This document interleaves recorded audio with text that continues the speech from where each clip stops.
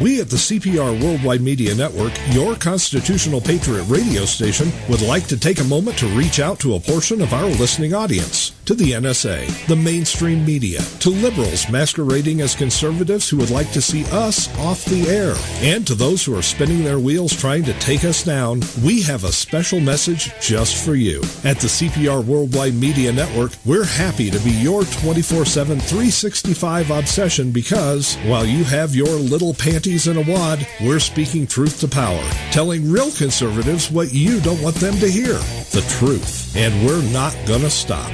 Now then, back under your collective bridges with the rest of your fellow trolls, and oh yes, thanks for listening to CPR. This is a station identification moment.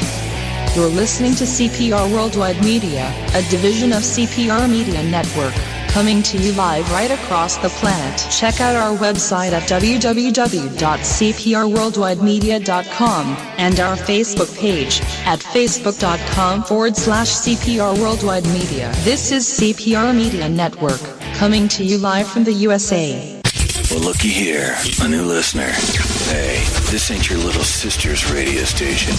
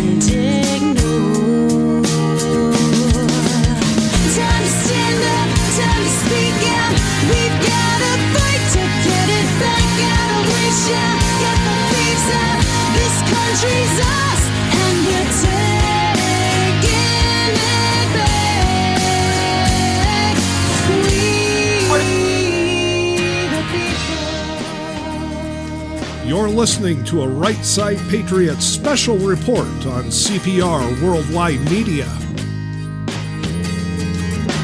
We the people. And Right Side Patriots is on the air. I'm Craig Andreessen from the National Patriot, along with my partner and friend Diane Sori from the Patriot Factor.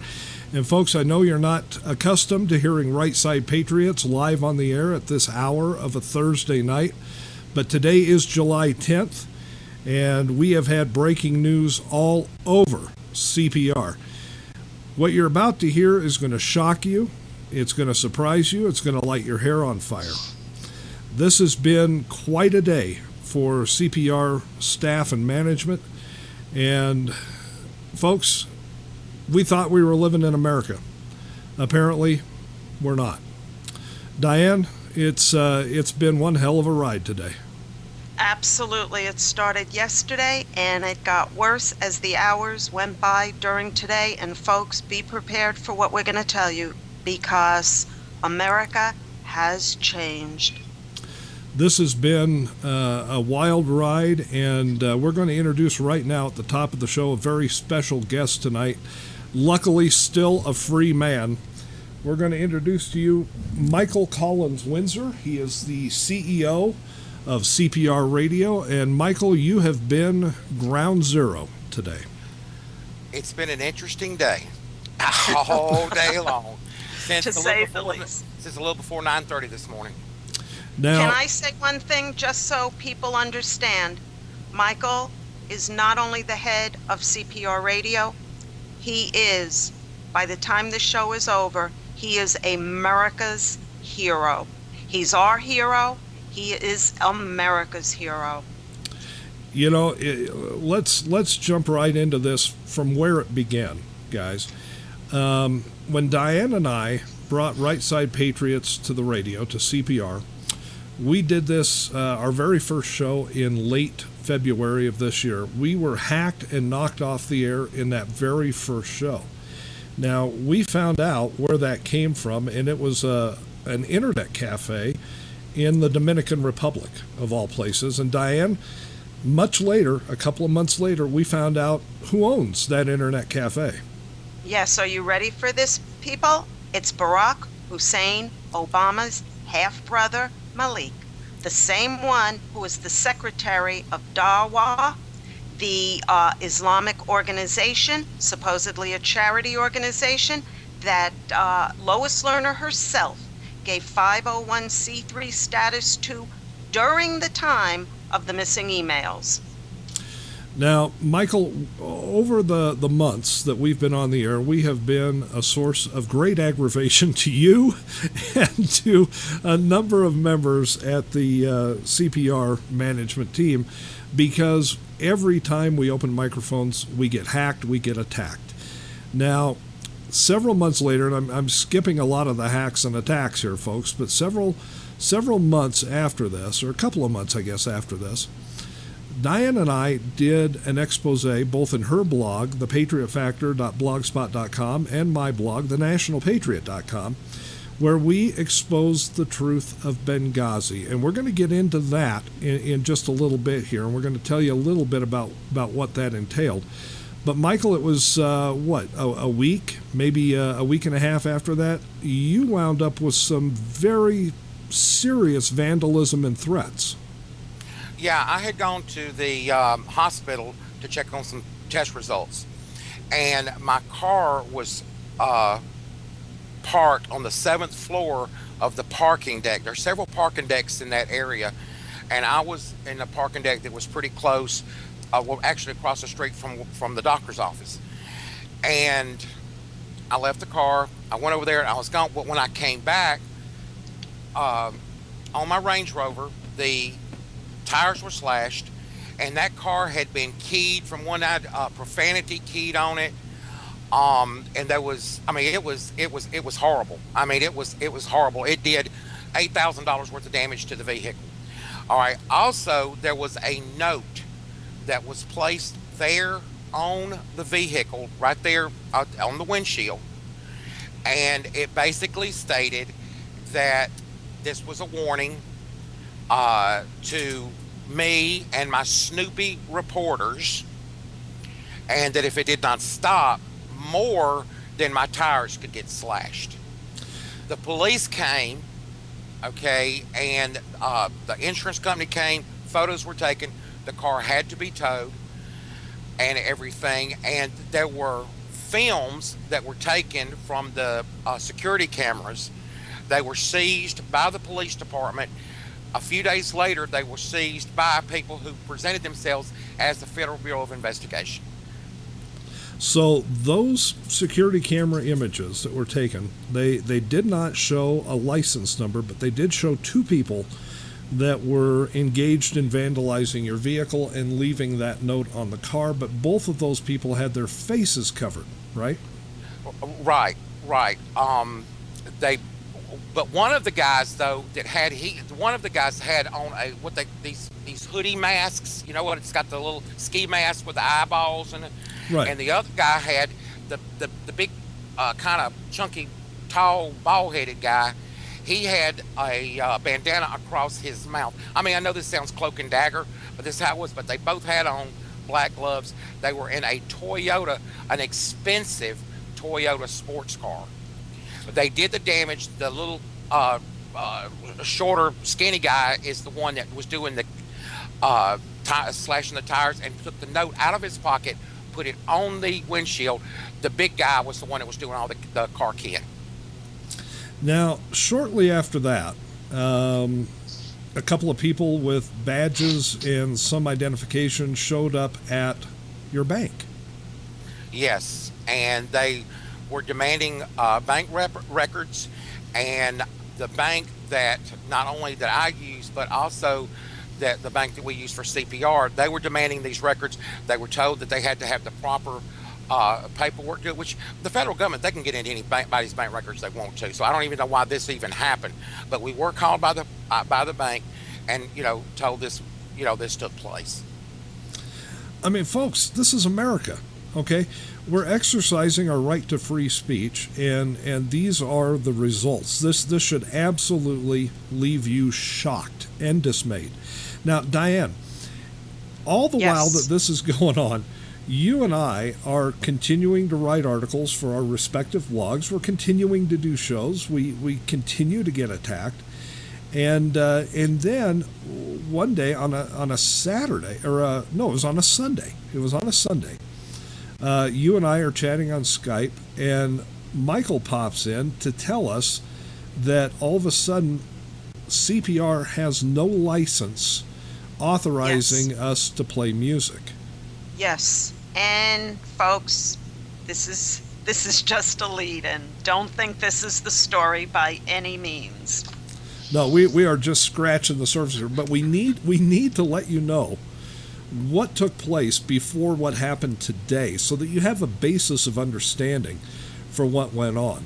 Now, the license company, and this is a little inside radio here for you folks. If you're going to do radio and you're going to play music and you're going to do it by legal standards, you have to be licensed. You have to pay certain fees. And this is how musicians make money in this day and age, is by streaming fees.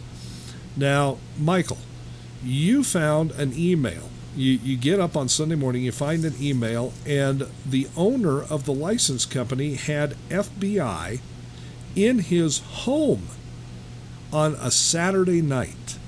Yeah, the night before. And they stayed there 6 hours in his home. And we were he was told that we are possible threats to national security. I'm a possible terrorist. It was ordered and demanded of him that he pull our license. He sent me an email to let me know. All right, had I not happened to we had some problems with people being able to get on air the next day, because the way it works is our stream goes through the licensing company so they can count the songs, send them to, the royalties to the right artists, so and so, and count sessions fees, whatever. And people were having trouble. So I go over there and I found out that our license had been invalidated. Okay, and so I contacted them, and we were down for 5 days before we got our license back. Now, here's the thing, folks. They show up at this guy's house at 8:30 at night. They don't leave until 2:30 in the morning. And they were, from what he was telling us, they were making threats. They were threatening his business. They were threatening him with the IRS, with audits, with all sorts of things. They literally threatened to take his business away from him. This is our federal government, folks. Yes, federal government in action. It's astounding when you think about it. I mean, absolutely astounding. Now, Michael, this was not the only time that they pulled the license. Isn't that right? That's correct. Our license was pulled again this past week, and but we were only down for 2 hours. What we have found out through attorneys for both the licensing company, also CPR's attorneys, and actually from the Federal Bureau of Investigation, that these are supposedly rogue elements of it. It's like the FBI working within the FBI. It's like two separate agencies. All right, the FBI in a larger town close to us, they could not even get into the file at first, and then whenever they finally break it, the file was deleted. The file had been deleted. All right, we have been on top of this thing ever since our license was pulled, and we've been keeping up with it. The attorneys have kept us up. This is the thing that we were told by the Justice Department. We are not licensed as an internet radio station. We're not an FM or an AM station. So we are not regulated by the FCC. We are regulated through DMCA rules. And the only thing that you cannot do through that is you cannot threaten someone's life or threaten bodily harm to anyone. But we can say anything we want to on air. Now, here's the thing, folks, and this is what you got to keep in mind. We're talking about things that are happening right here at CPR and to our CEO, Michael Collins-Windsor, who is our guest tonight. But you've got to understand, these are things that can happen to each and every single American citizen under this regime. What we have here is a regime gone rogue, and America is in the balance. If you choose to speak out, speak up, exercise your First Amendment right to freedom of expression, these very things that are happening right now to CPR could be happening to you. This is the America we now live in, folks. And this is frightening. people forget also, and I forgot it for a while, that last year a bill was passed that you're not allowed to say anything against this president within 30 feet of an FBI or a government agent. In other words, you better not say one bad word about the president or they'll arrest you, they'll harass you, they'll come after your families. This has gotten ridiculous. Since when has Americans not been allowed to criticize those in power? It's part of the framework of our nation. It's part of the very foundation of this country that we have the right to speak our minds, to express ourselves. And now what we have is a government entity trying to shut that down. They're trying to shut CPR down. And folks, I'm telling you right now, they will try to shut you down too. If they're successful in shutting us up, they will move on to you. This is the way this regime is working. It's absolutely mind-boggling, but wait until you hear the things that took place today, and we're going to get into that here in a little bit, trust me. But Michael, throughout all of this, the attacks on the station continued. Every time Diane and I went on the air, whether it be our regular Wednesday show or our Saturday show, we were getting attacked. Now, we were able to track some of those hits, some of those cyber attacks. Tell us a little bit about where some of those were coming from. All right, there were three in particular that were very, very interesting. Number one, the first one that we found, it looked like it was coming out of it from a school, an elementary school in Connecticut. Then we found out that was just a bogus, they were bouncing their IP all over the place. Then it went back to California, to a town in California, and it went to a mall in California. Then from that, it went to a hospital complex, and then in the middle of this hospital complex, there's supposed to be a medical center right there that we have screenshots and photos of this medical center.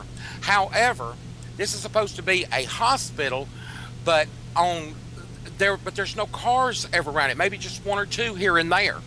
Okay, and there were no cars with the aerial photos that were taken on a Saturday. How many hospitals do you know that don't have cars around it on a Saturday? And it is not a real hospital. It says it is, but it's not.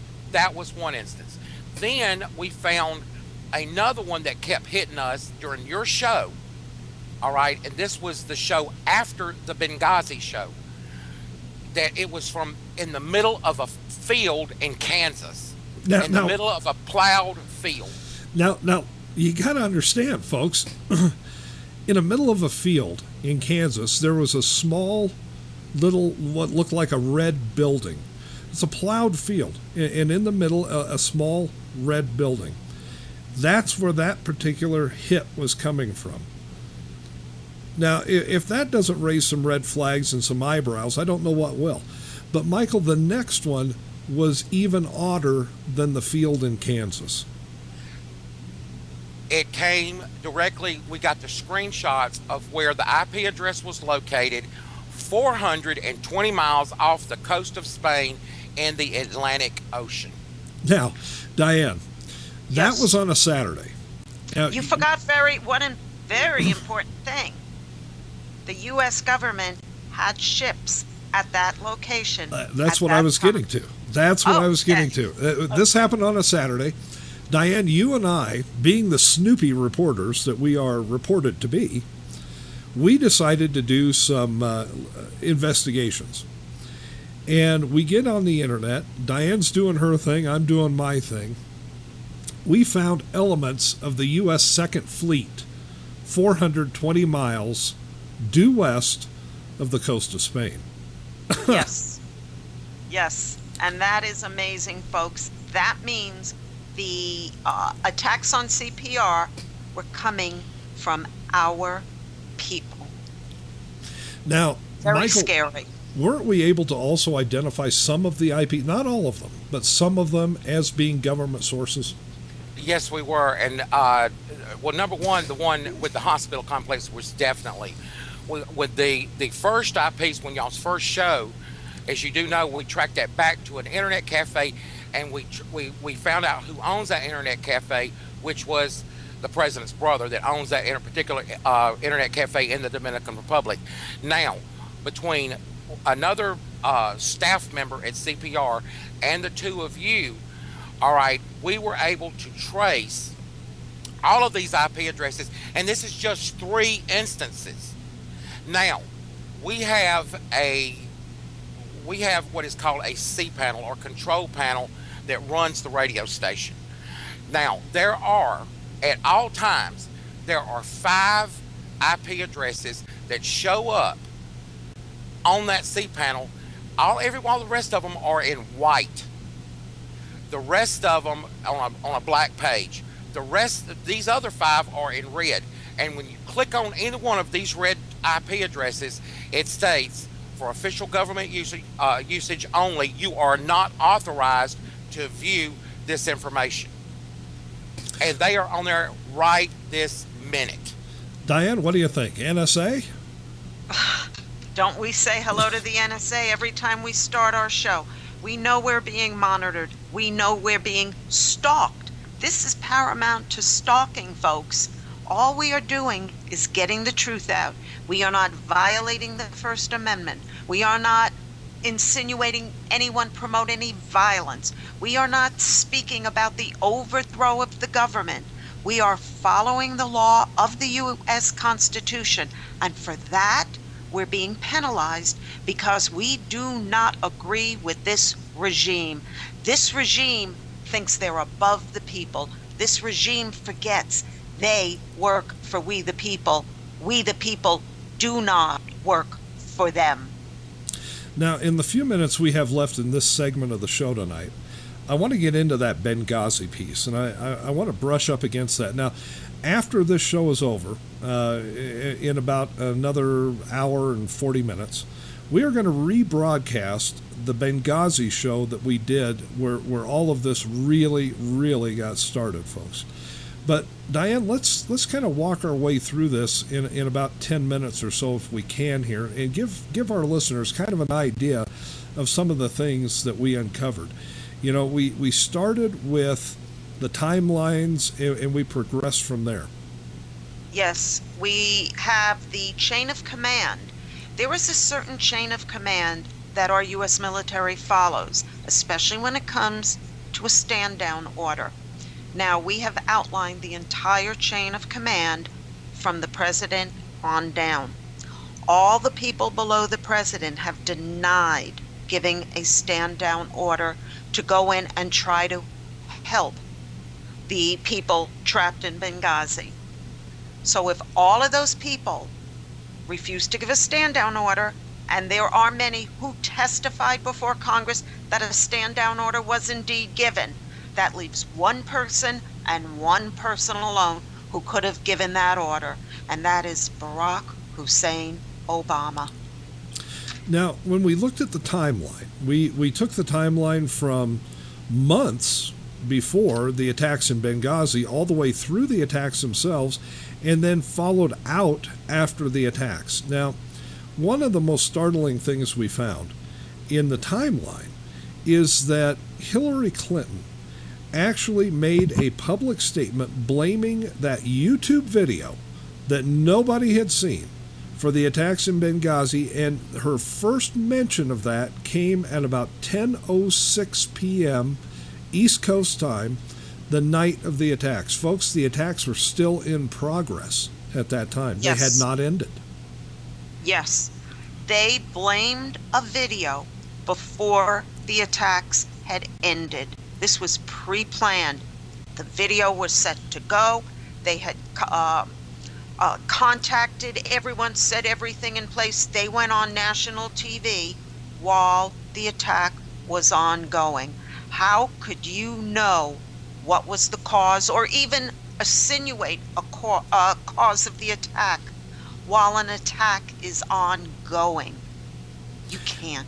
You can't. It can't be done. I mean, the idea that this statement was made by Hillary Rodham Clinton while the attack was still in progress is very telltale of what was going on that night in the White House and in Washington, D.C.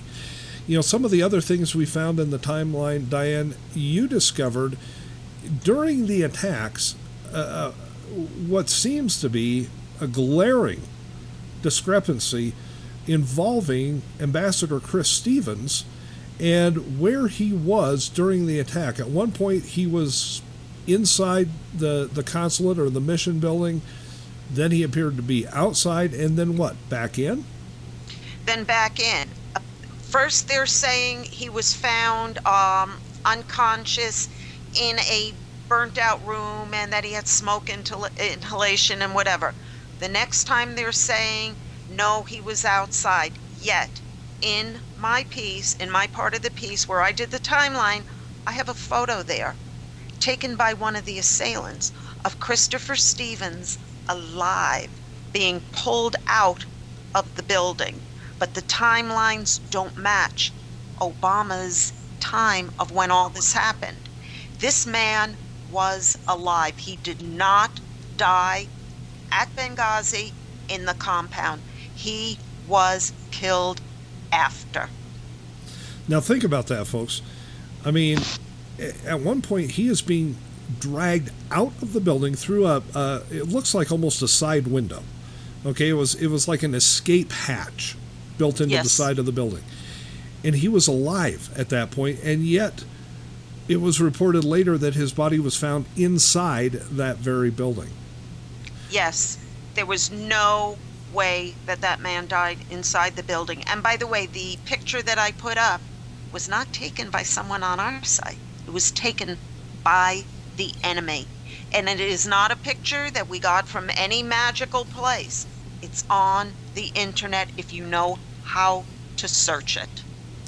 Now, you know, we spent, Diane, hours and days going through stuff and putting this series of articles together. It was 3 articles altogether on the Benghazi series. And we went through what happened before the attacks, the drawdown of our security people and how that had to happen, who they were replaced with, which was Ansar al-Sharia's February 17th Brigade. That's the enemy, folks. That's Al-Qaeda. We discussed the weapons to Al-Qaeda, quote-unquote, rebels in Syria to take down Gaddafi before this all took place. We went through the absolute lack of anybody else who could have been responsible for a stand down or a do not go order when it came to a rescue. We know what time these things were taking place. We have that in the articles. We discussed that on the show right here on Right Side Patriots on CPR. Yes. So all of this stuff, all of this material that we had gathered, we put together, we published it in our blogs, and then we did the show on it. And apparently, Diane, we were over the target because we heard later, a while later, we had Lieutenant Colonel Alan West as a guest on the show. And he had read our pieces. And what did he tell us about our investigative piece? He said we were right on. We got it all correct. But what I want the people to know also, next to the picture that I put up, I also put up a video link. And in that video link, at 12:15 a.m., this is after they said Stevens was already dead in what they called the safe room. Okay, you can see him being pulled out alive at 12:15 a.m., hours after these people claimed it was a YouTube video. He had already died of smoke inhalation. You see him being pulled out. And at 48 seconds into the video, you can hear shouts of Allahu Akbar. That is the terrorist shouts that terrorists, not little YouTube videos about Muhammad, give. Allahu Akbar is the shout of terrorists. They knew that this was a terrorist attack. This had absolutely nothing to do with a poorly made, poorly fabricated YouTube video about Muhammad. Folks, you can read those articles either in Diane's blog at thepatriotfactor.blogspot.com. You have to do a little scrolling back to find them. Or in mine, same thing. No, you don't. No, you don't. Craig, you've got let me interrupt you. Let me interrupt you. On my blog now, on the top pages, I have a link directly into all the investigative reports that Craig and I have done. The Benghazi, the land grabs, the IRS, all of our stuff is in one neat little thing. All you have to do is click on investigative reports. You will be taken to the reports directly on my blog, and you will also be taken to the reports on Craig's blog, thenationalpatriot.com. And you can do that on either one of our blogs, patriotfactor.blogspot.com, thenationalpatriot.com. I also have them up on the top, and you can read all of those, including the land grab series and the one we just did about a week ago or so, Diane, about the IRS, including the possibility that Ed Snowden might have a few emails that Darrell Issa and Trey Gowdy and some of those guys would like to get their hands on. Exactly. But don't give out too much of that, because, you know, the drones are going to be circling overhead, I guarantee you. You know, right now would be a good time, I think, to take a quick break. We'll do a little business here. Diane and I will go outside and check for drones. Michael's going to go out and serve coffee to the FBI. And folks, don't go anywhere, because when we come back, we're going to start getting into what took place today, and this will light your hair on fire. Diane and I and our special guest today, Michael Collins-Windsor, will be back in just a couple of minutes. Stay with us. Citigold is an account from a global bank with over 200 years experience, offering international banking expertise across over 100 markets. Your dedicated investment consultant adds a unique personal touch to your banking experience. Complimentary lifestyle offers like Marhaba service and free global money transfers help you save on time and money. At the core of Citigold is your dedicated relationship manager, personally looking after your financial needs. Be it lifestyle privileges like golf, lounge access across the Middle East, or worldwide privileges, Citigold provides you with a rewarding experience.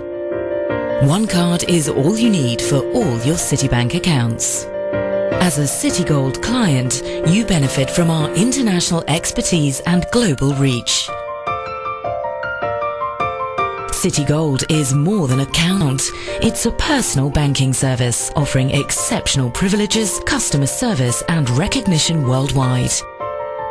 So wherever you are, Citigold will be with you.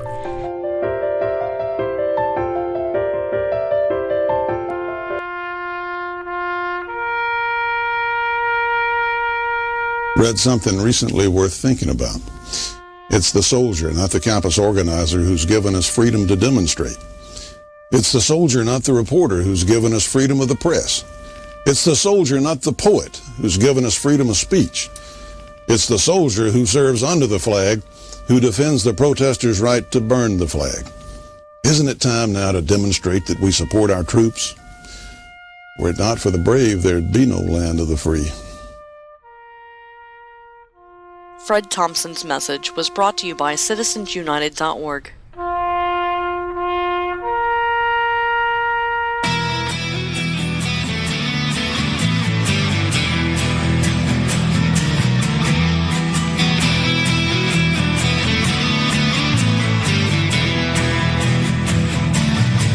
I'm just an old black sheep from the family tree. I'm now a vet and a victim of society.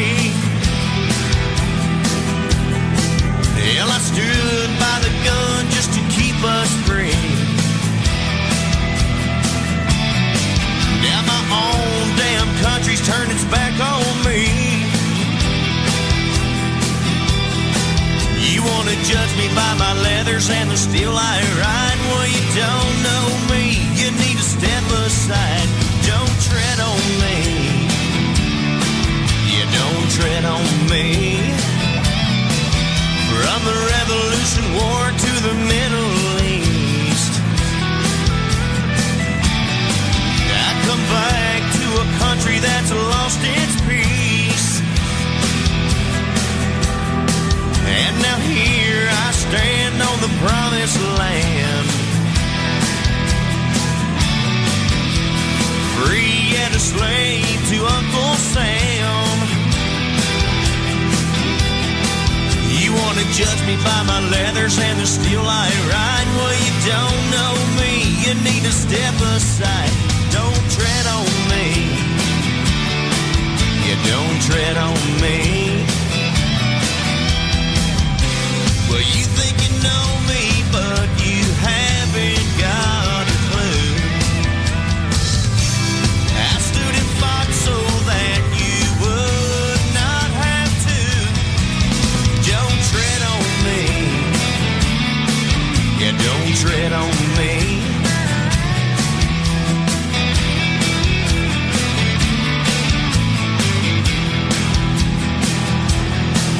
You wanna judge me by my leathers and the steel I ride? Well, you don't know me, you need to step aside. Don't tread on me, now don't tread on me. Now don't tread on me, now don't tread on me. Yeah, the old Middle East is like a man down. The old W's, K-I-A's, F-I-A. And I fight little soldiers in a foreign land. And we're back on Right Side Patriots. Craig Andreessen from the National Patriot with Diane Sori from the Patriot Factor, and our special guest tonight, Michael Collins-Windsor, the CEO of CPR Radio and CPR Worldwide Media. Folks, when we went to the break, we told you we were going to come back and we're going to talk about things that happened today. But before we get into that, Michael, I just want to verify things that are happening even as we speak. Right now, we are being cyber attacked. Am I right? Yes, we are. And right now, I was just over in our control panel, and we have had over 500 attempts to break into our DNAS status file on our shoutcast panel. Okay, it is 60 unique IP addresses. So there's 60 individuals that are working hard right now to take us out. So if you hear some glitches in the sound quality and stuff, folks, you know what's going on. That's why I wanted to bring that up. But we are, even as we speak, right now, we're being cyber attacked. Okay, so let's get into what took place this morning. I put out an article today, this afternoon. It's out there on thenationalpatriot.com. Diane also has it on her blog, thepatriotfactor.blogspot.com. And this all began, I was sitting down, this morning. I was starting to work on my Friday Fume, an article I do every Friday. And by the way, there will not be a Friday Fume, and you're going to figure out why here as we go through this show. But I've just started work on it, and all of a sudden my Skype lights up, and Michael's on Skype. And he says to me, Craig, I'm fixing to get arrested today. And I said, okay, what'd you do? And what happened, Michael? You had just gotten a phone call. Well, a little after 9:30 this morning, another staff member and I, we were conducting day's business, and the telephone rang. And he got into he turned his recorder on, and he was able to get a part of the conversation. But I was addressed, and it was the woman at the other, well, there was another woman that said, please stand by. Then another woman gets on and says, calls me by name and said, how are you doing? And I said, fine. And I said, who is this? And she addresses herself, and she said, "Do you know who I am?" I said, "Oh yeah, I know who you are, and I recognize your voice." And she said, "Look," she said, "we understand that this is what she said, that there is freedom of speech in the United States. However, when it goes to hurt national security, when lies are told about our government and our administration, then it becomes a serious matter." And I said, what lies are you talking about?" And she said that there are lies that have been told on your radio station about things. First thing that she said was about Benghazi. And I said, "Oh, really?" And then she went into the land grabs, and then she went on to a few other things. And I said, "You do realize that there are members of the government who have been on these shows that have verified the things that our snoopy reporters reported." Now, the lady who was at the other end of the phone, okay, was none other than Miss Valerie Jarrett, who is one of the senior advisors to the President of the United States. And she then proceeded to tell me that I was breaking the law, and listen, we had been warned, which that proved to me that the people who had been doing these things, and see, there's other things, folks, that you don't know. Not only had we had cars, and there was a car that was actually blown up. It was not mine, it was another staff member's, which it's very suspicious. But Craig's computer and 2 of mine were destroyed.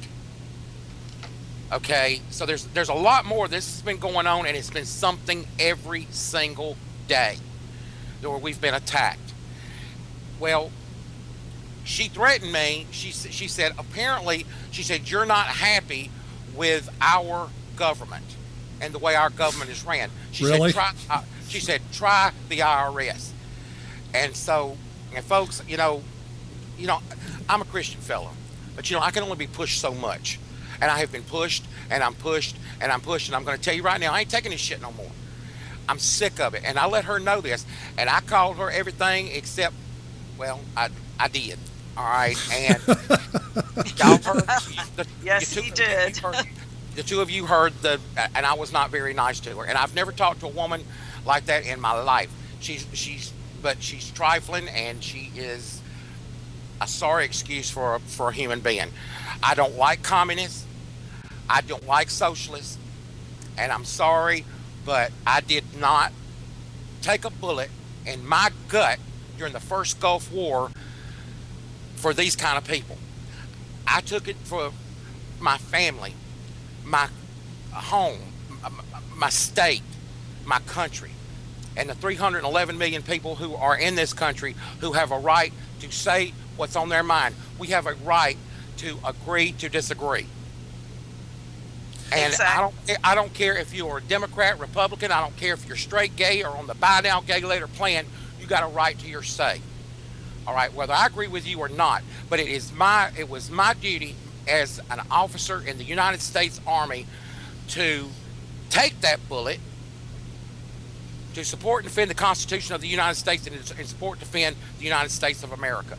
And I will do that. I take that oath seriously, even today, even though I'm not in service anymore. And I'm telling you right now, that is one trophy. That little hole in my gut, that little scar, is a trophy for me, and I value it. And I'm gonna tell you something. I was not nice to her. I was not nice. She told me. Let me hang on here. Let me interrupt for just a quick second. When Michael says he was not nice, I'm telling you that might be the understatement of the decade right now. She kept on about threatening me with the IRS. I said, look, your boss has got a pen and a phone.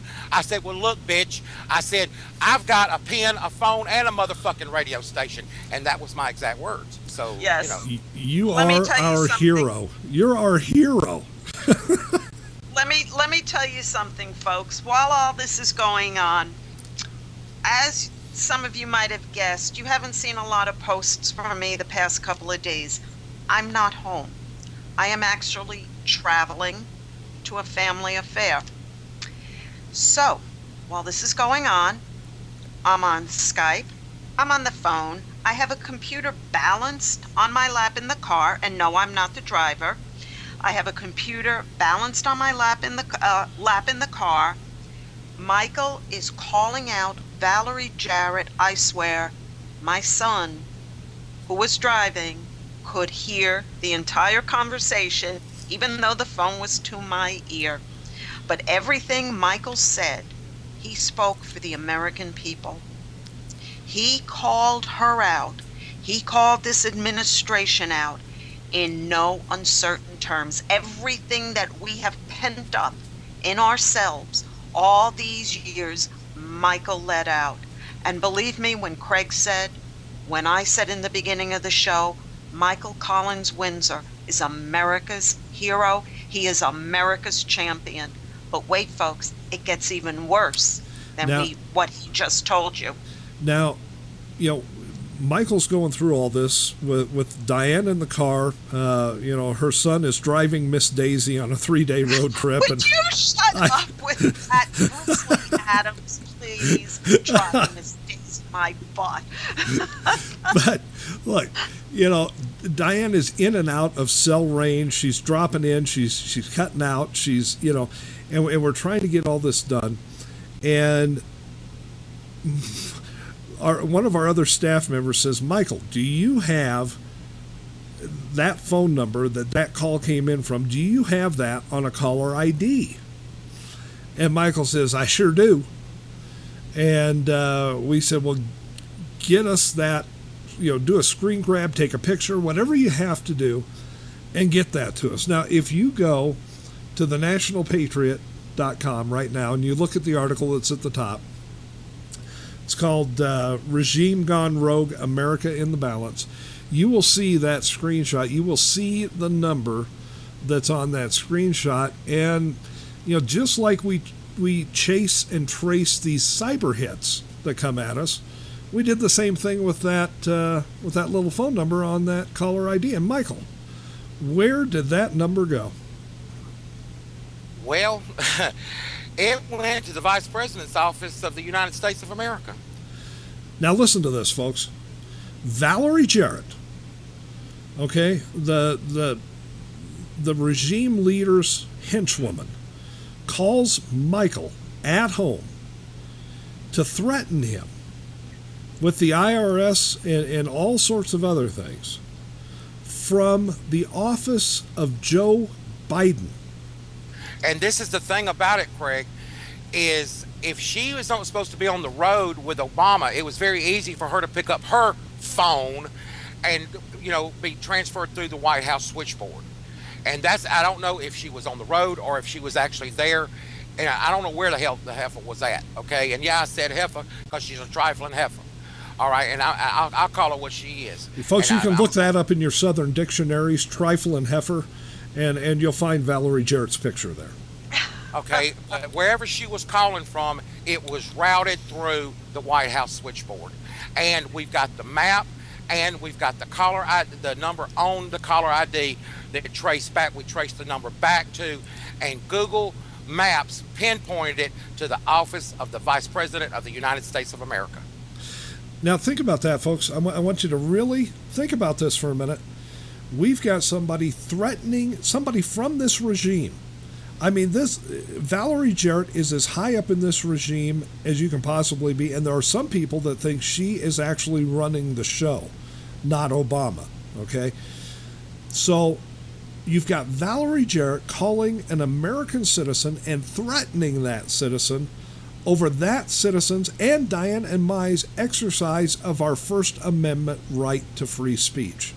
If this doesn't send chills down your spine, I don't know what will, because it's not just CPR, folks. It could be you next. You might be the one getting the phone calls next week. I mean, to tell you, this used to be America. This used to be the land of the free and the home of the brave, and the place where you could speak your mind, the place where you were protected from your government by what our founders and framers laid out for us 238 years ago. But under this regime, that does not seem to be the case anymore. Diane, I know you were absolutely stunned when you found out where that call was placed from. I absolutely couldn't believe it. And we kept telling Michael, screenshot it. We need that number. Without that number, there's no credibility. We're just telling a story. But when we got that phone number, and when it got traced back, and we've got the maps, and we've got it all, people, you don't understand. Valerie Jarrett called the owner and the CEO of Right Side Patriots radio station, CPR Worldwide Media, and basically threatened him. And it gets worse, folks. This is the thing about it. She threatened me. She threatened me with the IRS. But what the people do not know is that right after the Scott Walker recall election, 2 weeks to the day, my spouse and I were audited for 10 years. They don't audit you for 10 years. We were audited for 10 years because we worked closely with a group of individuals who was also a sponsor of this radio station to help get Scott Walker reelected. And I know that I'm in a different state than that, but every single state matters. I don't care if you were in Ohio or if you're in Alabama or if you're in Florida. Every election in the Senate and this Congress matters because they vote. You have to get involved, people. You have to be involved, not just in your own local hometown or your county or your state, but in every single state to get a good, solid, conservative person in that. And we've got to take the Senate back. And we've got to take the White House back in 16.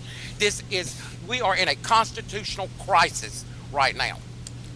Yes. Now, yes. In your ever so pleasant conversation with Valerie Jarrett, did she threaten you with anything other than the IRS? What were some of the other things she was telling you on the phone this morning?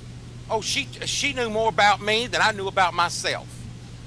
Okay, and there were things that were said, but when she sent her goons after me, okay, they even threatened my parents. We're going to get into that in a little bit here, but I right now I want to keep focused on this Valerie Jarrett situation because, there is nothing that woman does that Obama doesn't know about.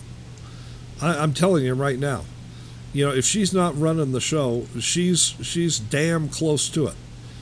And when you get this kind of a call, now, folks, you've seen the posts on social media.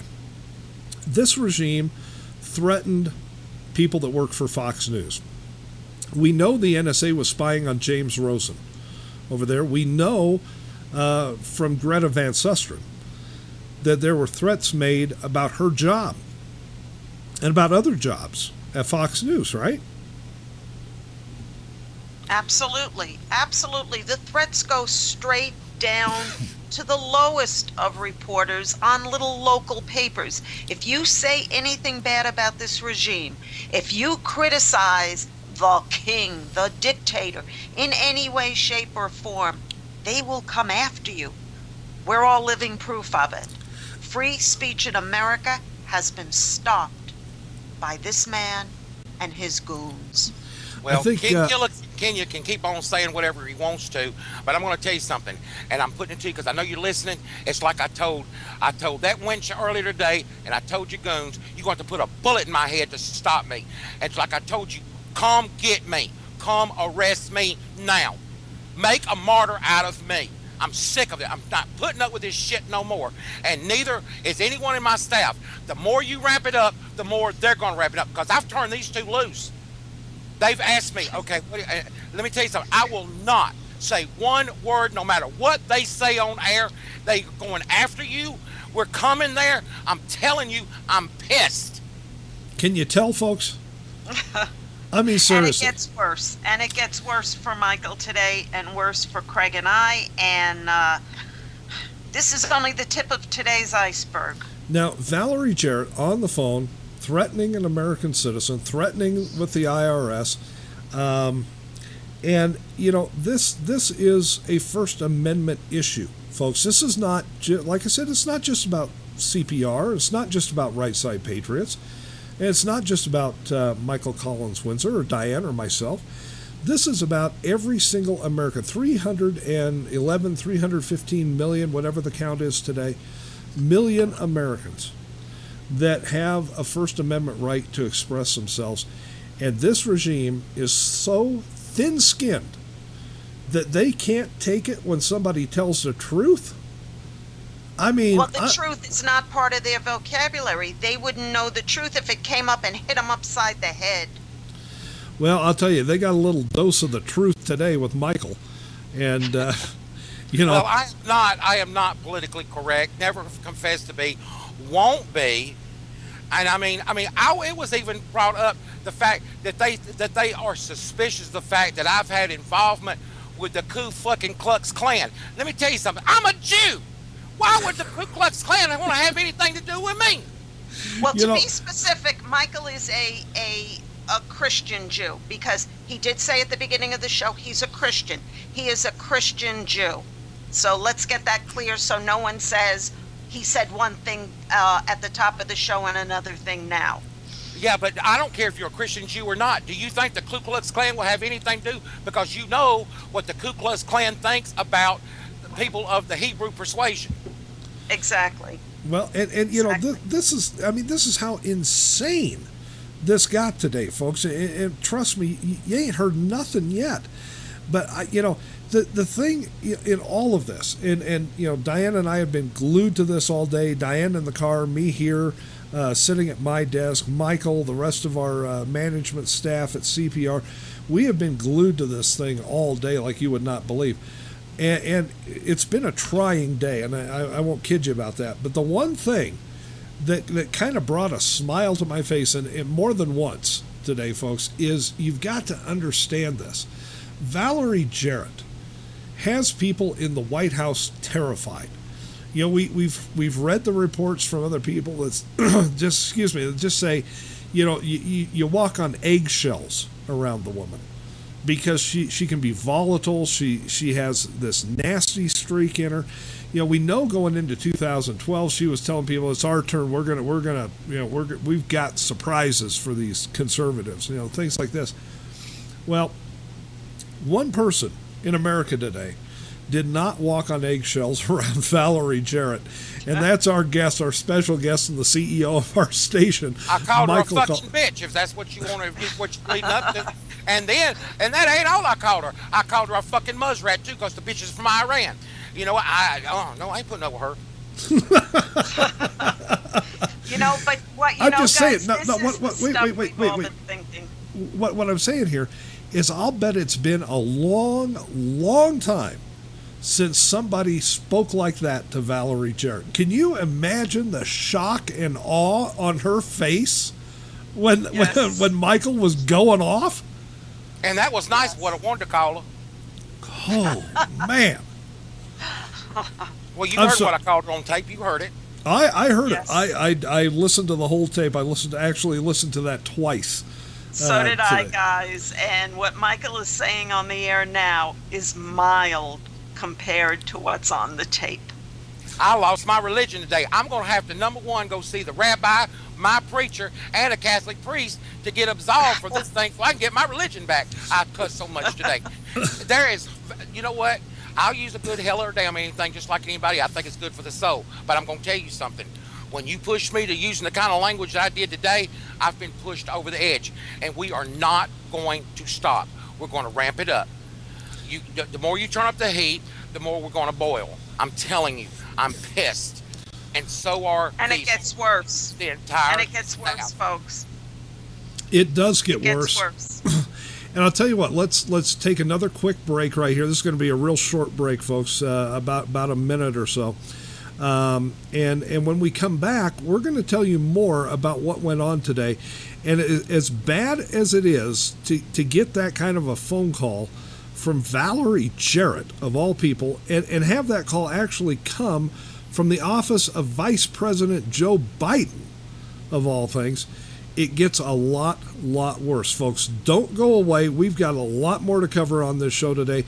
Right Side Patriots, Diane and myself and our special guest, Michael Collins-Windsor, will be back in just a minute. Every single one of us has what it takes to win back-to-back gold. Ski faster than any other human. I believe it's possible to overcome fear.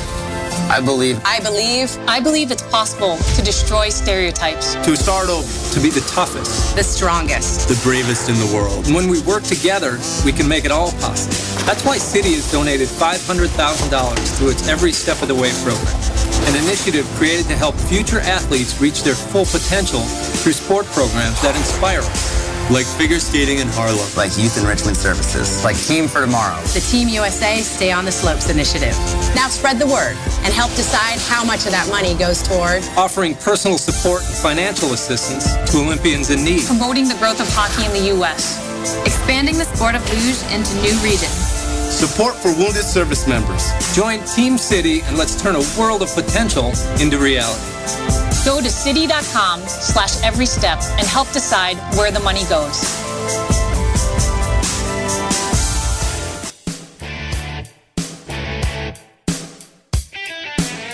We at the CPR Worldwide Media Network, your constitutional patriot radio station, would like to take a moment to reach out to a portion of our listening audience, to the NSA, the mainstream media, to liberals masquerading as conservatives who would like to see us off the air, and to those who are spinning their wheels trying to take us down. We have a special message just for you. At the CPR Worldwide Media Network, we're happy to be your 24/7, 365 obsession because, while you have your little panties in a wad, we're speaking truth to power, telling real conservatives what you don't want them to hear, the truth, and we're not gonna stop. Now then, back under your collective bridges with the rest of your fellow trolls, and oh yes, thanks for listening to CPR. This is a station identification moment. You're listening to CPR Worldwide Media, a division of CPR Media Network, coming to you live right across the planet. Check out our website at www.cprworldwidemedia.com and our Facebook page at facebook.com/CPR Worldwide Media. This is CPR Media Network, coming to you live from the USA. Well, looky here, a new listener. Hey, this ain't your little sister's radio station.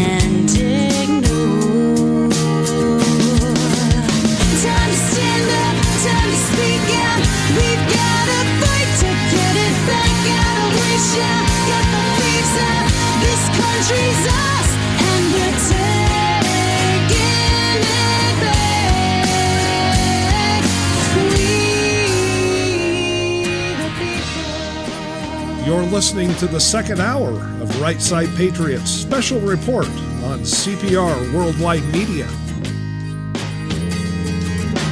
We the people. And we're back on CPR Worldwide Media, Right Side Patriots, Diane Sori from the Patriot Factor, and myself, Craig Andreessen from the National Patriot, along with our special guest today, the CEO of our radio station, CPR Worldwide Media, Michael Collins-Windsor. And Michael, during that break, that short break, you checked again. We've got more people trying to hack into the station even as we speak. Since we've been on air, we've had 67 unique IP addresses trying to break into this station, almost 500 attempts. Now that's, 7 new ones now in the last, 45 minutes? Yeah. 7 new unique users. And So I mean, they're trying. They don't because of what's coming up next. They don't want out. I'm telling you. Folks, get close to the radio because you're not going to believe this. Now, we left off with the phone call from Valerie Jarrett. Now, Michael and I are on Skype. Diane's in the car. She's trying to stay connected. She's trying to, in between cell towers, and I mean, it's just a frantic mess at this point, trying to keep us all up to date with what's going on. And we're sitting here talking about it. Can you believe Valerie Jarrett called? Can you believe that came from Biden's office? And all of a sudden, we hear Michael's phone ring in the background. And Michael says, hang on. And he reaches over and he picks up the phone. And I'm telling you, what I heard next, for about the next 5 to 6 minutes, was absolutely the most blistering end of a phone conversation I have ever heard in my life. Paint started to peel off the walls in my office. Yeah. I mean, Michael, who was on the phone? United States Secret Service. So now that came up as a private caller, is the way they did. So we had no caller ID on that. This is what I call the palace guards. With Obama, it's not the Secret Service. This is the palace guards. So they pick up the phone, they reach out to touch someone, and this is maybe a half an hour after you get off the phone with Valerie Jarrett. Exactly. Okay. And they basically told me to sit still. I mean, I got kind of nasty with them too. Kinda. Lost my religion with them, But the thing about it is threats were made. And I mean, and well, you heard me. I said, "Come get me, come put me in jail, please, come on."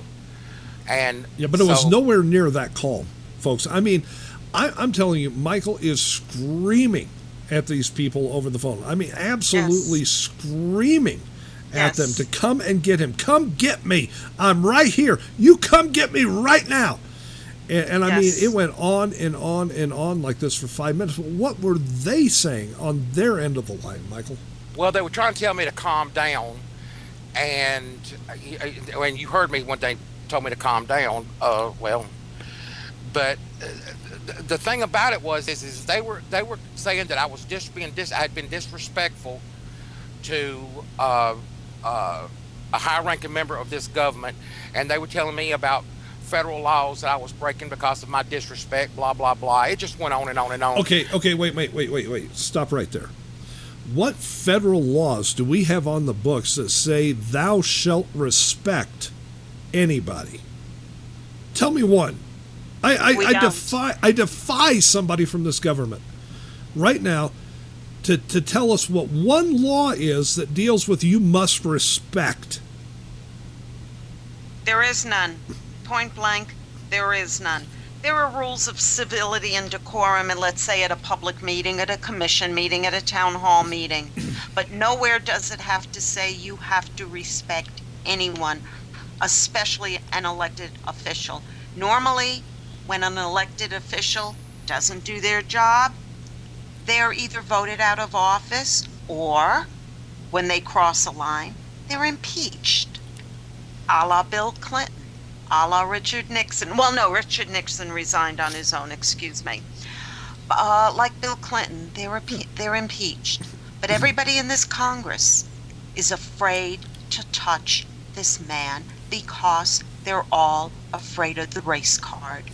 Better America go down the tubes than dare to call out America's first black president, who isn't America's first black president, who is America's first mixed-race, biracial president.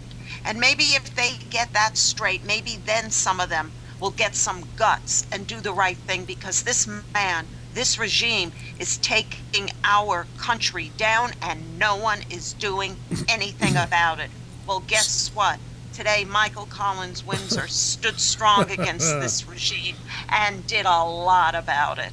Well, now, you know what? You want respect, you got to deserve respect, okay? You got to, and she don't deserve mine or anybody else's respect. And we're getting people sending on information, everything, and saying that they've never seen. This number came from the White House switchboard. Okay, this was not the vice president's number or her particular number. This came directly from the White House switchboard. And if you go to Craig's article, you will see where the number originated. Now,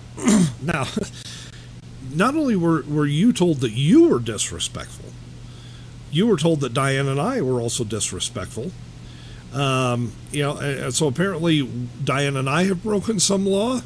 And also other staff members that are some of our talk show hosts that have been on there, because they have monitored all of our shows on CPR. Then they went off with me because I said that as the I ain't gonna say that because there's ladies listening. That I said that Bathhouse Barry or the president. I just basically said that he was a pillow biter. Okay, I basically said he was gay, and I said that Michelle is a man. I know a man when I see one. Arms, legs, feet, everything about her. She is a man. Now, I said it before Joan Rivers said it last week. Okay, so, but they reminded me of the fact that they were listening to one of my shows on a Tuesday night several months ago whenever I stated this, but I was being disrespectful to the president and his old lady. Or old man, whatever the hell he is.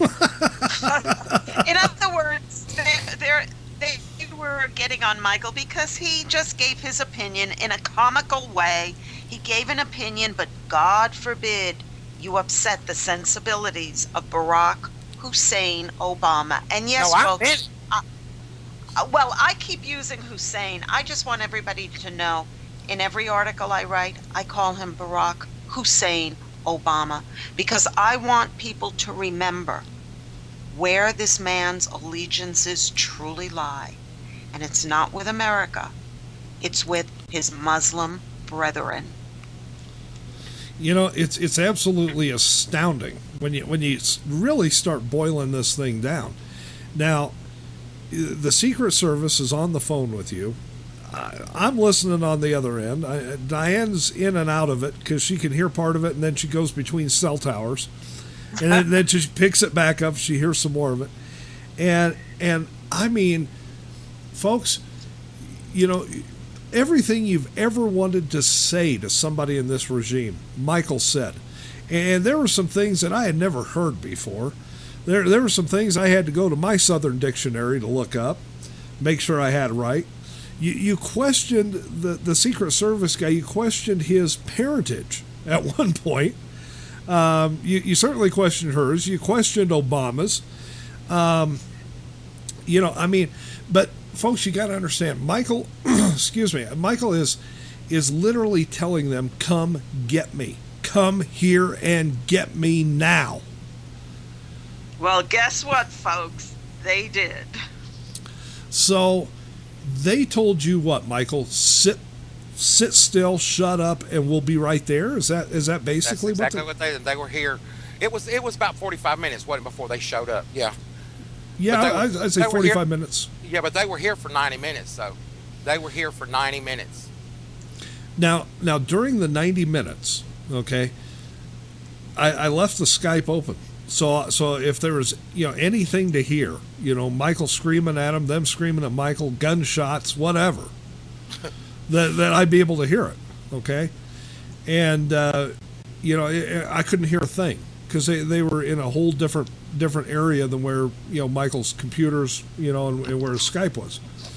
But during that 90 minutes, now it wasn't just one Secret Service guy either, Michael. It was, what, 2 of the Palace Guards and two FBI agents, yes. Okay. Yes. Now, you know, we were, before they got there, we told Michael, we said, you got to call your attorney, you got to get your attorney. And so your attorney was actually there when this all took place. Yes, and my attorney told me he kept telling me to shut my mouth, but, you know, sometimes I don't listen. Yeah, we've all seen how that works tonight. Yes. So it's you, the attorney, 2 of the Palace Guards, 2 FBI goons. Okay. Now, describe that conversation and what was going on during and this is an hour and a half of this, folks. Go ahead, Michael. Well, there was a lot to it. Basically, I mean, they ran down things that happened whenever I was in the military. An instance that happened that they said that I disobeyed a direct order from a superior. You got to understand, whenever I was trained that a Russian was the lowest thing on the face of the planet, that a communist was. We had just got out of a Cold War with these people. Then the next day, they're expecting us to be their best friends. When we were over there, okay, I was ordered to turn the computers that for our section over to a Russian captain and 2 lieutenants, and I refused. I refused a direct order. And if it hadn't been for my uncle who was in the Pentagon, I probably would have gotten court-martialed. But I refused to do it. So I just rewrote some stuff, but they did know what we had for lunch that day and how much toilet paper we had, and that's about all the Russians got out of our stuff. But you know, the problem with today was not only did they go back with, they were trying to say that I had problems with this government, that I had which I do have problems with this government, but I let them know one thing: I love the United States of America more than my life itself. And I will support and defend the Constitution of the United States until the day I die. They threatened my parents. Now let's get into that, because this is how far this regime is sinking. How did they threaten your parents? All right. My father is suffering with a physical ailment right now, and so is my mother. My father served in the National Guard for many, over 30 years. And the health care that they have goes through the VA. All right. And my mother's got an operation, matter of fact, tomorrow morning. And all of that was threatened. They threatened my family. Of course they threatened me, but they threatened me with jail time. And I kept telling them, please, I can't walk in the room with my hands out for the cuffs. Put me in jail, please. We've got this ready, because as soon as you do, we're going to come out. But I told them that if anything happens to a single member of this staff or your families, if anything happens to a member of my family or any of our friends, anything that can be linked to something suspicious, they're getting the blame for it, and they're going to get the blame for it on air. It's just that simple. It's just that simple. You step it up, we're going to step it up. Well, and you told them, from what you told us afterwards, you told them, this is going to go out over the air. We're going to talk about this, right? Yeah, I said, you do know that this is going to, that we're going to broadcast this today. Before this day is over, this will be broadcast. You do know. Just keep right on going, and because the more you do, the more we're going to do. And I said, one of two things are going to happen right now. You are either going to arrest me and put me under the jail, or you're going to put a bullet through my brain. So you make up your mind right now what you're going to do. Now, all through this, I mean, you are fit to be tied at this point. If these people heard what the way you talked to Valerie Jarrett, they had heard nothing yet. Because you opened up a whole new can of whoop ass. Yes. On those 4. Craig, I'm sick of it. I'm sick of it. We cannot even do our jobs right. Our shows are being hit. Remember when they broke into our website and the crap that they put in their website? They even locked Craig and I completely out of our own damn website. And if we hadn't had a back door, we couldn't have even got back in there. They have done everything to us. Now, all through this, your attorney is telling you to calm down. How'd that work? Well, finally, after it was all over, he said, why are you paying me? And I said, I know I did not do everything that you asked me to do. I said, however, mainly the reason why you're here is because when they put me in jail, you guys are the ones got to come get me out. Okay, but at least I needed him there as a witness, so he could be able to say, because I don't know what's going to happen. Y'all know what's been happening with our licensing. Y'all know exactly what's been going on with your shows, with other people's shows. We had a member Okay, there's one other little point that we failed to mention. When week before last, your show goes on, we had a member of our staff who had to go to attend a doctor's appointment was holding air. Okay, and was playing streaming music. Okay, I went to kick them, could not kick them off air to turn air over to you. Right. Okay, soon as, now I didn't ban this IP address, there was nothing done. So I went in, I turned the station off, turned it back on, turned air over to you. When he got back, he could not hold air more than 1 minute. There was all kind of tests ran on his computer. There was nothing wrong with it. But they were hitting him right, just constantly. Then, when they pulled our license again, that following, was it Saturday or Sunday, they pulled our license. Okay, as soon as we got our it was on Monday. As soon as we got our license back that Monday, after being off for 2 hours, he's been able to stream since. So you can't tell me that they were not messing with his IP address and his computer. Of course they would. All of this is going on. Michael is telling us after the FBI goons and the Palace Guard leave, he's telling us what's going on, and he's still thinking, and I guarantee you right now, he's still thinking at any time they could come back and take him away in handcuffs. And I'll tell you how, this is the way my mind works on things like this, folks. I told Michael this afternoon when he was telling us this story about how this conversation went, I said, you do realize that if you get arrested, they give you one phone call. And I said, that one phone call you cannot make until Diane and I get on the air and you call the show. Yeah, I gotta wait a week in the jail, but 3 hots and a cot, and plus I get a little vacation here, so. But now these guys they're threatening you. They're threatening your family. They also, and correct me if I'm wrong, but they also threatened you with the IRS. Oh yeah, that's a definite. They definitely threatened that. They pull out. This administration uses the IRS like a pair of damn 6-shooters, like Marshall Dillard and Dodge City would have. That's what they do, and I'm telling you, when Bathhouse Barry got up there and said that there was no scandal, he is a friggin' liar. They use the IRS like a pair of 6-shooters against the American people. This is our government, folks. This is the regime that is in charge of our nation.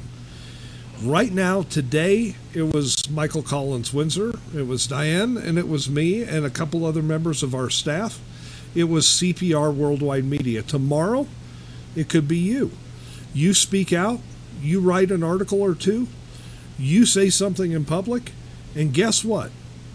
You might be next. That's why we're bringing this to you tonight. This is not to talk about us, even though this is about us today. This is to talk about our country. What we're trying to do, folks, is we're trying to get our country back. The tactics that were used today, the tactics that have been used against us and against other Americans, we are by no means alone in this, folks. Look at the people that were targeted by the IRS. Good American people targeted by the IRS. Look at Ambassador Stevens, Sean Smith, Glenn Doherty, and Tyrone Woods. Literally targeted in Benghazi. Look at the American people that have been targeted already. Today they picked on somebody with a microphone. That's their problem, not ours. All right? Michael was livid today. We're livid tonight over this because we see America slipping away. And if we don't take the Senate back in November of this year and we don't take the White House back in 2016, we're not going to be doing shows like this because we won't be allowed to do shows like this. Right now, we're barely allowed to do this show. We're being attacked, cyber attacked, even as we do it tonight. This is unacceptable in America. Our founders and our framers are spinning in their graves tonight because of this regime. Well, I just want you folks to know that I just got a message from somebody. Oh? This is a big deal about nothing. Can you believe this? This story isn't over yet, folks. There's more that happened to Michael today. Very, very serious things that happened to Michael today. And I'm getting a message. This is much ado about nothing. People, this happened to Michael. You could be next. If this government can overstep their bounds at this point now, what are they going to do next? This is almost like Nazi Germany. Think about the connection. This is the Soviet Union from the mid-1970s is what we're dealing with here, folks. And you could hear the breakup right there in Diane's voice when she was speaking. You could hear things starting to shake and twitter. That's because we're getting attacked right now. They don't want this out in public. They do not want this out in public. But damn it, we're not going to stop. We've still got more to talk about here tonight. But Michael, they're there in your house. They're in your house. They wanted your computers. But they did not have a search warrant when they were in the house today. But they told me that if they decide that they want the computers in this house, that they would get them. Okay. Now they told us this. Now this is very important because as we get into the next segment, the final segment of this show tonight, what Michael just said is going to be very important. I'm not going to tell you why right now, but trust me, what he just told you, they were in his house, they wanted his computers, they could not touch them because they lacked a search warrant to do so. That is going to play huge in the very next segment of this show. Folks, we're going to take another quick break here in just a second, and we're going to get into the final segment of this show tonight, because these tactics that are being employed by the current regime, and by Obama, by Valerie Jarrett, by his goons in the FBI, by the Palace Guard, otherwise known as the Secret Service. This is unacceptable in this country. It is completely unacceptable.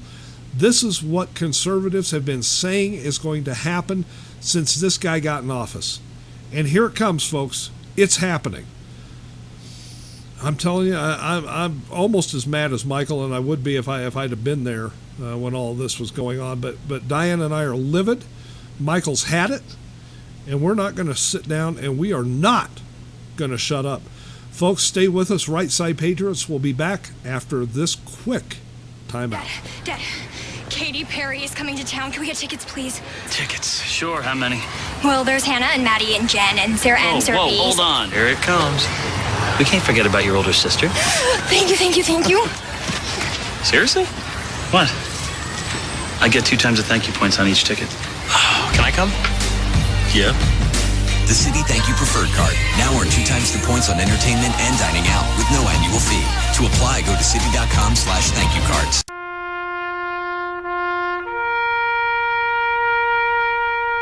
Read something recently worth thinking about.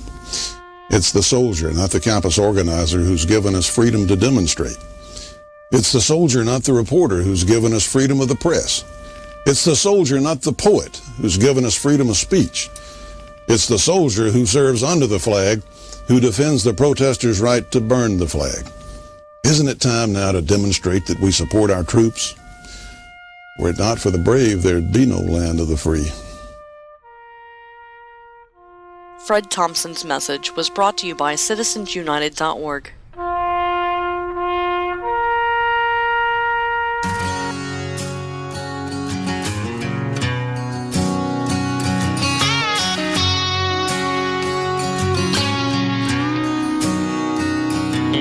Sometimes I wanna light up underneath the no smoking sign.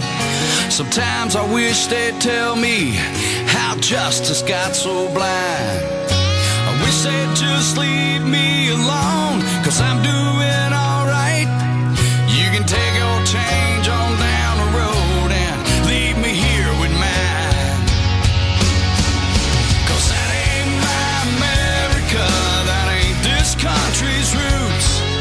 You wanna slam old Uncle Sam, but I ain't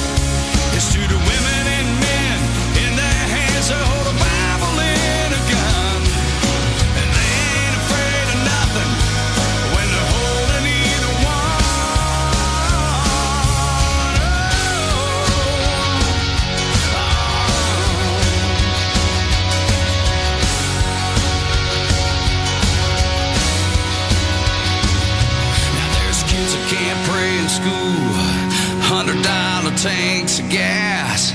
I can tell you right now, this country ain't supposed to be like that. No, that ain't my America. That ain't this country's roots.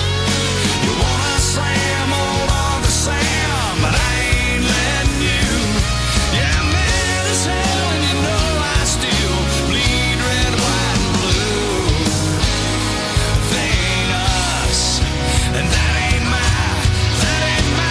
America.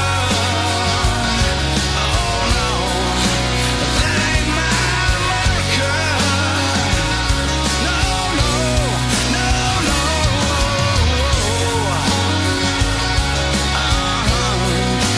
That ain't my America.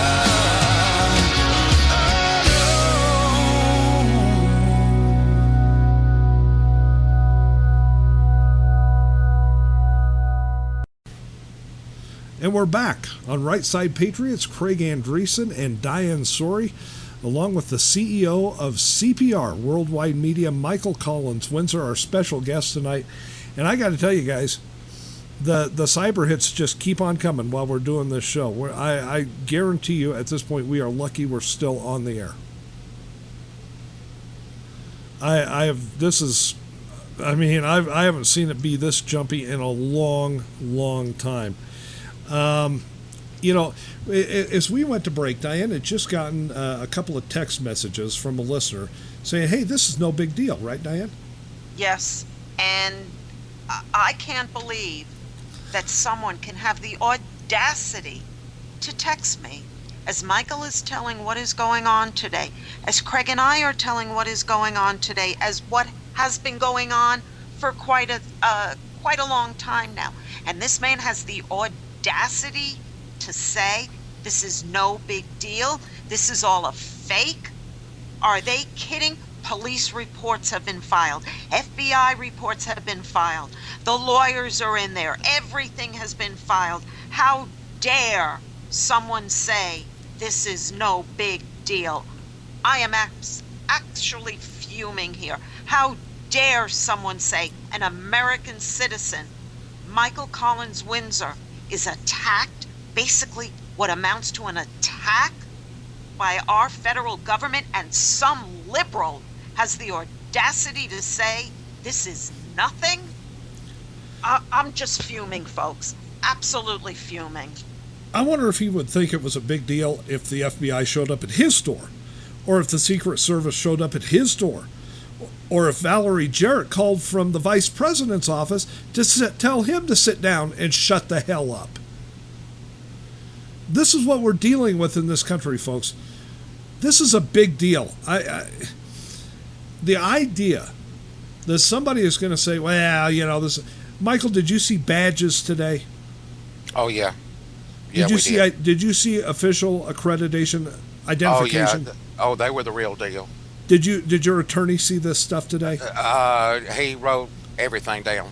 I mean, he was sitting there taking notes. As a matter of fact, his secretary was there, and she was taking everything down in shorthand. I mean, it was interesting. It was very, very interesting. If you go and look at the article I put up earlier today, thenationalpatriot.com, you will see the caller ID that leads directly to Joe Biden's office. Folks, this is a big deal. And no one is saying Joe Biden is connected in this. No one has said one word about Joe Biden being connected in this. All we're saying is the call came through his office. Those are two different things. Through the switchboard. That is two different things entirely. And I really take offense of anyone doubting what we're telling you, because we have every bit of documentation. The lawyers have every bit of documentation. And people, you know what? I hope it happens to people like them. Then they're going to come crying and say, wah, we should have listened. This is the First Amendment. We're talking about tyranny in government. When they take the First Amendment and throw it under the bus, when they tell American citizens you no longer have the right to speak your mind, You think that's not a big deal? This president is just another wallpaper hanger like Hitler, Mussolini, Stalin, Lenin, Mao. The list goes on. He's just another wallpaper hanger. That's all he is. That's what this regime is. That's what the people of the United States voted in office. I want to ask anyone out there who voted for this son of a bitch, and yeah, I said it, and I meant it. Do you want to live in a communist country? Do you want to be able to be told what you can and you can't do? Is your damn Obama phone and your $189 worth of food stamps worth being a slave to this individual? I mean, I'm asking you, what the fuck is going on here? We are America. We are Americans, and we don't take shit, and we're not going to, and we're going to take this country back one way or another.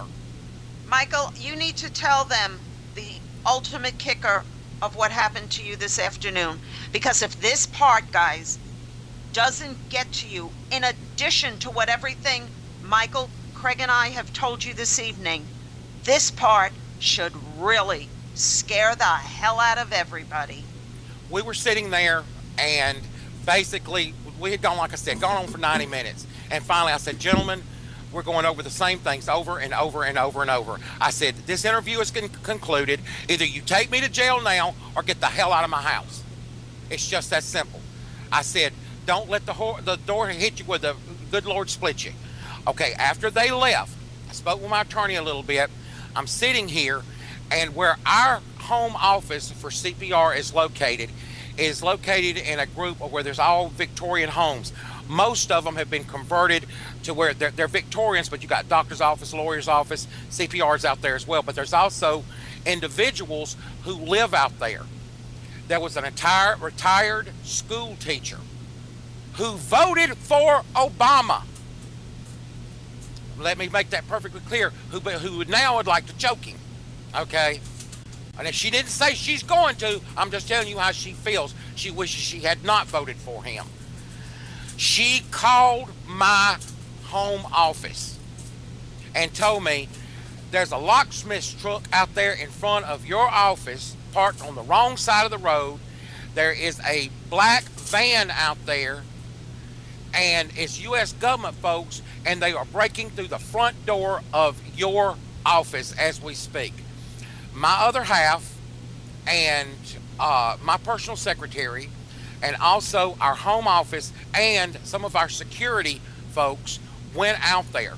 I called my attorney diverted. He was a few blocks away, went over there. They did have a warrant. Now, they took 2 computers from that office, one that belonged to our office manager and also our production room computers. Now let me stop you right there, because this is where I told you before the break, folks, that the business that they wanted to do in the house, they wanted Michael's computers in the house. They were unable to do so because they did not have a warrant. By the time they got to the office, they had a paper warrant to get those computers. Think about that. They were there for 2.5 hours because my people, they stayed there until they left. Now, they didn't tear the office up or anything like that. They did want access to the mainframe. And they went through, and the only thing that is on that mainframe other than our financial records there's copies of our shows, because there's several hard drives that are in there. There are copies of all of the shows since CPR has been in existence. But we had backups, everything else, that's fine. And the only thing that actually was lost today was he was working with some email addresses and all, and he lost that because he did not backed up since this morning. But they did take 2 of the computers from the home office. Now, Diane, think about this, and I want you to explain this to people. When they're at the house, when they're at Michael's house, they have no warrant. They have no paper to serve to get those computers. Right. A half an hour later, when they're at the office, they've got paper. How fast do you think a warrant can be delivered on a normal basis? Not that fast. You have to go before a judge, you have to present your case, and then the judge has to make a decision. This time frame is as screwy as the Benghazi time frame. In order to get a warrant as fast as these people did, they had help from the inside. And guess where the inside had to come from? Now, they could have gotten a warrant from a federal judge, and we know that the Obama regime has federal judges in their back pocket. They could have also gotten that paper that quickly from the Department of Justice. We do not know where they got it from, but we know they had it. 30 minutes prior, they had no paper. Exactly. A 30-minute drive to the office, and they've got paper. What does that tell you, folks? You could be next. Okay, Michael, go ahead. Well, when they took the computers, they thanked us. Now, there was a receipt that was given with, and they had the make, model number of the computer. My attorney did tell me that earlier this evening of what that he's got, but they handed it to my spouse. However, my spouse handed it to my attorney and said, "You keep this."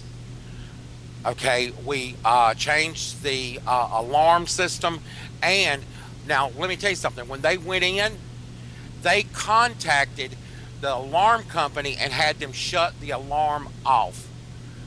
They did, and it had to be done remotely because they didn't have a code to do it. And my attorney did not have the code to the alarm, so it was a good, I'd say, 45 minutes before the folks here from our property got down there. Okay, so but the alarm was off, and we've reset the alarms, we've reset the passwords and everything else, and we've locked up. They did not kick any doors down. They used a locksmith to go in, and our locks were changed this evening on every single door to that building. Exactly. Now, Michael, you also need to tell them, while the goons, for lack of a better word, Craig calls them the palace guards, while they were there talking to you, or should I say questioning you, people need to know exactly what they were questioning you about what shows they were questioning you about. This will show the targeting. This will show that we got it right, and they are shaking in their boots that we hit everything on the head. Well, they were questioning, number one, they kept asking who was our inside source that was giving the two of you information. They asked that many, many times. They wanted to know who is this, and I'll tell you, the guy, because it was heated. It was very heated, and they were very professional at first, but once it got heated, okay, the guy, he started using some profanity. And he said, "I don't care who you think you are. I want to know who the fucking whistleblower is. There's no way they got this information without somebody on the inside telling them this, because they're telling lies on this government. And this is a threat to national security." But they also questioned Eric Rush's show. They questioned John Matthews' show. They also questioned Conservative Commandos and Kate Delaney's America Tonight. Okay, these were the shows that they questioned, and my show, because of the fact that I said some things that were disrespectful to the commander and whatever you want to call him. Okay, hold on a second, Michael. You just said something very interesting. Okay, they wanted to know who our whistleblower was, but yet that word was used. Okay. Let me make it perfectly clear, that word was used. Okay, they wanted to know who our whistleblower was, and yet at the same breath, but the whistleblower's not telling the truth. Here it was a whistleblower, but that whistleblower is not telling the truth. I want this to be known on the air, folks, and Craig does also. We have no whistleblower. Everything we put out can be found on the internet if someone knows how to navigate the sites. We spent hours, days, piling through information from all over the world about Benghazi, about the land grabs. All we did was put it together. And because we put it together, and because we nailed it on the head, in fact, many people have come on our show and said, you guys nailed it. We were the first to put it together, and they are scared because now the truth is out there. If you want to know where we got our information, you can read those articles. Diane's got them listed at the top of the Patriot Factor. I've got them listed at the top of the National Patriot. And you can go in there and you can see we put the links in there to the material that we read, that we pulled information from. Folks, if those people today that were standing there in Michael's house, if they want to know who the whistleblower is, they should read the Senate intelligence report on Benghazi. We did. And it's a beaut, guys. It's long, it's detailed, but most of the information is in there. You just know how to pull it. You need to know how to pull it apart. I will admit, and it's on my page, the timeline did not come from there. The timeline came from a British source that is online for anyone to see. All you have to do is to have the time, the dedication to getting to the truth. It's not easy to navigate these things, folks. We're not going to lie to you. It's not easy to get into different sites, especially sites from other countries, but it can be done. It's not hidden. It's there in plain sight, but nobody put it together. The mainstream media didn't want to touch this. Even Fox News didn't want to touch it, but we put it together and we put it out there. You want to know where our sources are? Read the articles. You want to read those sources for yourself. And we know you're listening. We know the same people that were in Michael's house today were listening right now. You want to read those sources? Go look at the British sources that we compiled from. Go look at the Israeli sources that we compiled from. These are public documents. These are reports that were put out by their governments that are public. Exactly. You can go find them. We did. We read them. Damn it, you should read them too. You want to know what's going on in your government? Read those sources. We did. But that's the thing, Craig. They don't want to know what's going on in our government because they work for the regime. They're not working for the United States of America government. They are working for a regime. These people do not want the United States of America. They want to bring her down. They we want listen bring to the the press American secretary people down. and MSNBC too. Oh, all of them. All of them are complicit. They're all complicit. Maybe not by doing anything bad like Fox. You know, they have done little reports here and there. But even Fox is afraid to put out the truth. To put out the truth about the murders of Christopher Stevens, Sean Smith, Glenn Dougherty, and Tyrone Woods. They do not want the truth out there. Well, guess what, folks? We put it out there, and they are scared that we put it out there. Maybe now people will read what we wrote, and they'll say, oh, my God, these people got it. This regime has got to be stopped. And let me tell you something. It comes as no great surprise to me, and I know it doesn't come as any great surprise to Diane or Michael either, and it shouldn't come as any great surprise to those who are listening tonight. These attacks on Michael, on CPR, these allegations against Diane and myself, the squashing of our First Amendment, all tracing back to the Benghazi show and the Benghazi articles, comes at a time when Trey Gowdy is preparing to go in depth in the Benghazi investigation. Folks, they don't want this information out there. They don't want people to know what we found out, what we figured out. They don't want to see the picture that is made by connecting the dots that Diane and I connected on Right Side Patriots. They send their errand boys to do their dirty work to try to find out where we're getting our information from. And that's all these people were that came.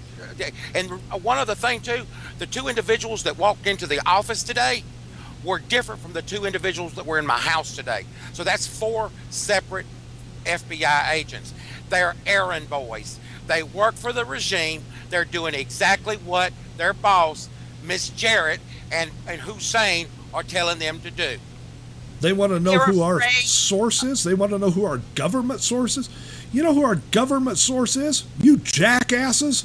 It's Barack Hussein Obama. It's the report. It's the Senate report. People take the time to read it. It's boring. It's detailed. Some of it you might not understand, but it's all in there. And you should see how many pages have been redacted, how many lines have been redacted. They are keeping things from the United States Senate. But you know what? We were able to take that redacted lines, not look at the redacted lines, but we were able to piece it together and then go into the internet and find out, gee, this fits in perfect with what's redacted. This is not rocket science, folks. It can be done. The media should have been doing this all along.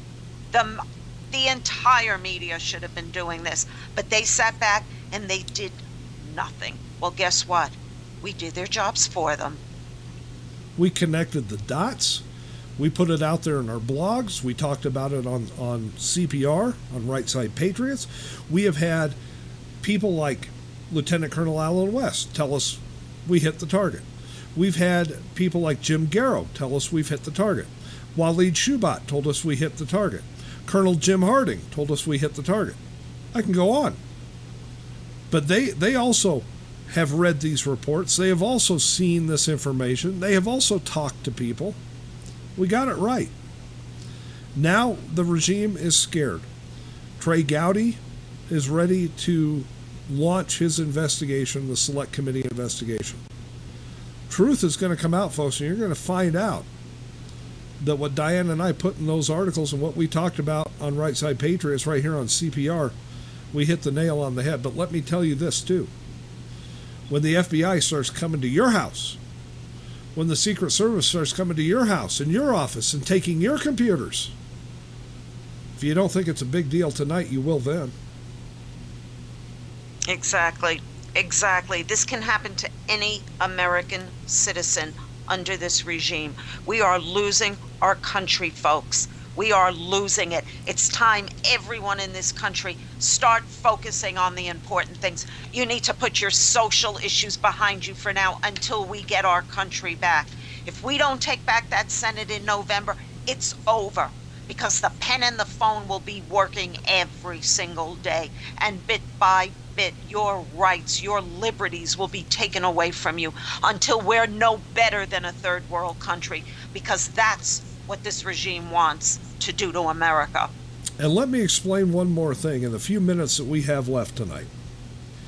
If you're a liberal and you're out there listening, and we know you are, what we're doing at CPR, what Diane and I do every day in the Patriot Factor and the National Patriot, and every time we open a microphone on this radio station, what Michael has dedicated himself to is taking back this country, but not just for conservatives. If you're a liberal out there and you're listening, and we know you are, we're trying to save this country for your ass too. The rights that we're trying to protect, what we're talking about tonight is the First Amendment, your right to free speech. And let me tell you something. When they're done taking it away from conservatives like Diane, conservatives like me, conservatives like Michael Collins-Windsor, they're going to come after your First Amendment rights. You thought we were kidding about Obamacare? That it wasn't going to be that bad? That it wasn't going to take money out of your pocket? You thought we were kidding. Well, guess what? We weren't. And they came after you too, didn't they, you liberals? They did. You think this IRS targeting thing is just a one-time only deal? Oh, no. Oh, no. When they're done with conservatives, when they've got all the money they can get from conservatives, they're coming after yours. That's the way socialism and communism work. That's why we're dedicated to taking this country back. We're not just standing up for conservatives. We're standing up for all 315 million Americans. I don't care what side of the aisle you're on. And we're doing it for our children and our grandchildren. We're doing it for America's future. It's not all about us, folks. It's about our children. It's about our grandchildren. It's about making sure this country has another 238 years. Because if it keeps going on like this is going to be the death of America. We want to thank our CEO, Michael Collins-Windsor, for joining us tonight, telling this story. Michael, I know this has not been a great day, but I'm telling you, we're going to make this better. We're going to get this country back because of people like you. And, when they come knocking on your door like they did on Michael's today, you'll think about this show, folks. You really will. Michael, thank you for being with us. No Exactly. problem, Rick. I'm only one little small guppy in a great big pond, but I'm gonna tell you something. The shark is out there, and he's going after all of the little guppies out there. Exactly. And I'm gonna tell you something. He's gonna take a big bite too. Remember Michael, that, folks. They want everything you got. They want you to send you in to the pits of slavery. This is not just us trying to be dramatic. This is the honest to God's truth. They want us on our knees to bow down and worship them. They want the few elite, what they call the elite, to be able to control this whole nation. And I ain't bowing to nobody. Nobody. And Michael, I just want to leave you with this. It is an honor and a privilege to work for CPR and to call you friend. I feel I feel the same way about the two of you. And I'm gonna say this, and so everybody within the sound of my voice can hear it. Y'all turn loose. You do what you gotta do. Let's take this country back. Let's do this. Folks, that's it for our show tonight. The special report from Right Side Patriots on CPR Worldwide Media, but stay tuned, because directly following this song, we are going to recast the Benghazi show that brought this all about, and you don't want to miss it. Folks, thank you for joining us tonight. For Diane Sorey, for Michael Collins-Windsor, and the rest of the staff and management at